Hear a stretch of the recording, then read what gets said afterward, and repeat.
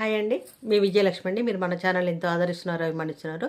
మీ అందరి ఆదరాభిమానాలకు నా యొక్క కృతజ్ఞతలండి. ఈ మధ్య నేను మీ మీ ముందుకు నేను రాలేకపోయినాను. ఎందుకంటే నాకు మొన్న ఇక్కడ యాక్సిడెంట్ అయిందండి. ఇదంతా కూడా బాగా వాసిపోయిందన్నమాట. ఇక ఈఎన్టీ డాక్టర్ దగ్గరికి, మళ్ళీ ఆప్థాల్మిక్ అంటే కంటి డాక్టర్ దగ్గరికి, అన్నిటి దగ్గర స్కిన్ డాక్టర్ దగ్గరికి అన్నిటి దగ్గర పోవాల్సి వచ్చింది. అందుకని కొంచెం టాబ్లెట్స్ వేసుకుంటే కూడా ముఖ స్వెల్లింగ్ వస్తుంది. మీ ముందుకు వస్తే బాగుంటుందో లేదో అని అనిపించింది.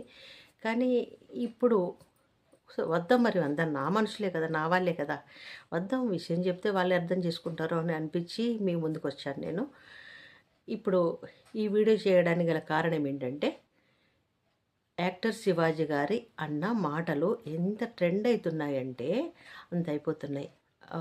మహిళా మండలందరూ కూడా ఒకటే, మహిళా మండలందరూ కూడా అందరూ ఒకటే ఆవేశపడుతున్నారు. ఎందుకంటే ఆయన అన్న దాంట్లో తప్పేముంది? ఆయన అన్న వీడియో చూసారా? చూస్తే నిజంగానే అది తప్పు అని అనిపిస్తే, ఇక్కడ ముండలు అని అన్నాడండి. అయితే మనసులో అనుకుంటారో, పైకి బాగానే మాట్లాడతారు కానీ ఈ డ్యాస్ వాళ్ళకి ఏమొచ్చింది అని అని అనుకుంటారు అన్నాడు. అంతే. మనసులో అనుకున్న దానికి మనకేం తెలుసండి? ఎవరి మనసులో ఏమనుకుంటారో మనకేం తెలుసు? మనం మంచిగా చాలా బాగున్నామండి, ఆహాహా ఓహో అని మనం మాట్లాడుతుంటాం. మాట్లాడి వీళ్ళకేం పడలేదు, వేస్ట్ ఫెలో అని అనుకుంటుంటాం జనరల్గా ఎవరు వాళ్ళు అంతే. అంతేగాని ఇది సత్యహరిచంద్రుడి కాలం ఐదేమన్నా కాదు కదా. అందరూ మంచి వాళ్ళు ఏం కాదు జనరల్గా. అటువంటిప్పుడు అనుకుంటుంటాం, ఎవరికి వాళ్ళు అనుకుంటుంటాం. మంచిగా పైకి మాట్లాడు, అరే ఇప్పటిదాకా బాగానే మాట్లాడినావు కదా అని పక్క వాళ్ళు అంటుంటే, ఆ ఊరికే ఫార్మల్గా మాట్లాడాలి తప్పదు కదా అని అనుకుంటుంటాం. మనసులో ఉన్న దానికి విలువేముంటుందండి? ఎవరి మనసులో వాళ్ళు అనుకుంటారా లేదా కూడా మనకు తెలియదు. కానీ నిజానికి ఈ శివాజీ గారు అన్న దాంట్లో 1-2 పదాలు తప్ప, రాసిన పదం కంటే శివాజీ గారి రెండో అన్న పదము పెద్ద విషయమేం కాదు, పెద్ద విషయం కాదు అది. రాసినన్నది నిజంగా చాలా బాధాకరమైన విషయం అది. అవన్నీ వదిలిపెట్టి ఇవన్నీ ఒక శివాజీ అన్నది ఒక మంచి బట్టలు వేసుకోమని చెప్పిండు, చీరనే కట్టుకోమని చెప్పిండు, సాంప్రదాయంగా నిండుగా కట్టుకోమని చెప్పిండు. నిండుగా పంజాబ్ డ్రెస్సులు కూడా నిండుగానే ఉంటాయి కదా. అటువంటప్పుడు లో నెక్కి పెట్టుకొని, లో హీపి పెట్టుకొని, రకరకాల వేషాలు వేసుకుంటూ అంటుంటే, పోనీ సినిమాలో డబ్బులు తీసుకుంటున్నారు, షూటింగ్ టైంలో వేసుకుంటున్నారు. జయమాలిని కానీ, సిల్క్ స్మిత కానీ వీళ్ళందరూ కూడా షూటింగ్లో కెమెరా ముందు మాత్రమే అర్ధనగ్నగా నర్తించారు. కానీ తర్వాత వాళ్ళు నిండుగా షాలో కప్పుకుంటారు. బయట ఎక్కడైనా ఫంక్షన్స్కి వచ్చినప్పుడు నిండుగా డ్రెస్ వేసుకొని వస్తారు. నిండుగా డ్రెస్ వేసుకొని వస్తే అది సాంప్రదాయము. మన దేశాన్ని గౌరవించడం కూడా, మన దేశమే అంతర్జాతీయంగా ఖ్యాతి కాంచడానికి కూడా ఇది ఒక కారణం. మన వాళ్ళ కట్టుబొట్లు, ఆచార వ్యవహారాలన్నీ ఒక కారణం అన్నమాట. ఇదంతా వదిలిపెట్టి మామూలుగా ఇప్పుడు షూటింగ్లకని వేరే బయట ఎక్కడికన్నా అట్లా వచ్చినప్పుడు అట్లా వేసుకోవాల్సినంత అవసరం లేదు కదా. అంటే పాత్రలు వస్తాయి. పాత్రలు ఇట్లా నగ్నంగా, అర్ధనగ్నంగా కనిపించినంత మాత్రాన పాత్రలు రావట్లా. కథాబలం ఉండాలి, నటన స్థాయి ఉండాలి, అన్నీ ఉండాల్సిందే. ప్రేక్షకుల్ని సినిమా థియేటర్ వరకు తీసుకెళ్ళడానికి కేవలం వీళ్ళ శరీరం కాదు, అది వాళ్ళు గ్రహించాలి. అటువంటప్పుడు మా ఇష్టం మేము వేసుకోవచ్చండి. ఎవరి ఇష్టం వాళ్ళు, రాజ్యాంగం ఎవరి ఇష్టం వచ్చినట్టు వాళ్ళు ఉండొచ్చు అని చెప్పి, అంటే స్వేచ్ఛ ఉంది అని చెప్పిండ్రు. స్వేచ్ఛ అంటే వాళ్ళకి ఇబ్బంది కలిగే పరిస్థితి ఉంటే అది స్వేచ్ఛ అవుతుందా? సమాజంలో అందరూ నిన్ను చూసుకుంటూ పోతుంటే స్వేచ్ఛ అవుతుందా? స్వాతంత్రం అని అంటే, మా చిన్నప్పుడు అమెరికా అమ్మాయి అనే సినిమా వచ్చిందండి. హీరో శ్రీధర్, ఆ అమ్మాయి పేరేంటో తెలియదు, అమెరికా అమ్మాయిని తీశారు.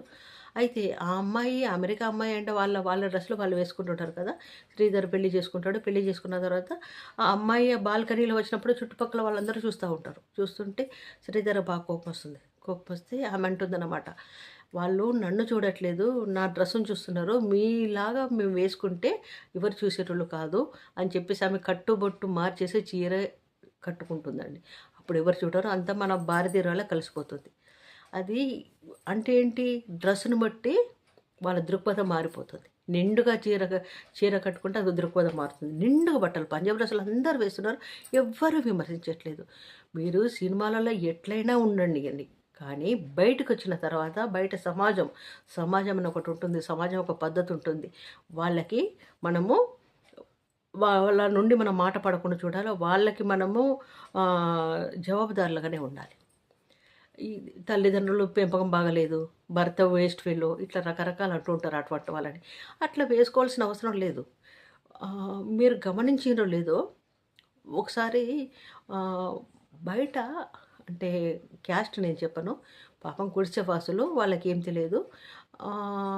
వాళ్ళు ఏంటంటే బాత్రూమ్ తడికలతోటో తాటాకులతోటి కూడా బాత్రూమ్ లేదు. బయట ఈవినింగ్ కదా అని స్నానం చేస్తుందండి. ఎవరు చూడట్లేదు, ఆమె దిక్కు ఎవరు చూడట్లేదు. ఎందుకు చూడట్లేదు? నేకడగా బరుబాతకు వస్తాయి, ఎవరు చూడరండి. చూసి అందం కాదు అది.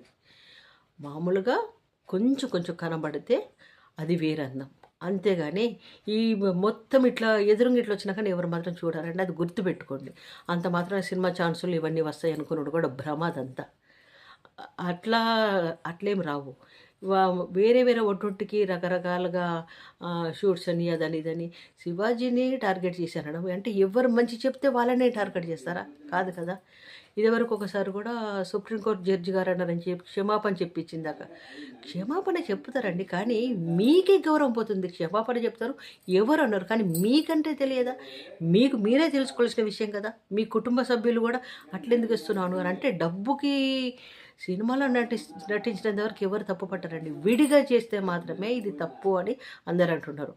సినిమాలో పాత్ర దాన్ని బట్టి షూట్ వేసుకున్నా ఎవరు పట్టించుకోరు. అది పాత్ర డిమాండ్ చేసిందని చెప్పుకుంటారు.